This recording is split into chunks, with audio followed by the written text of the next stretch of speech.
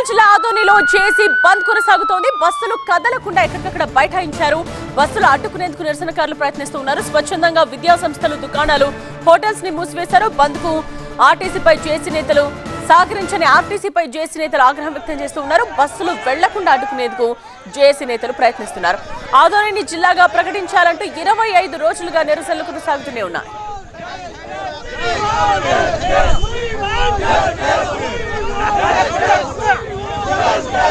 5 నియోజకవర్గాలతో కూడిన ఆదోని జిల్లా కావాలనేది అందరి ఆకాంక్ష.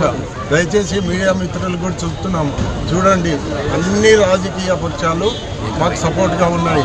ఆదోని జిల్లా అనేది భౌగోళికంగా చాలా రిక్వైర్ ఉంది. వైద్య, విద్య, వ్యవసాయం అభివృద్ధి చెందాలంటే ఆదోని కావాలి.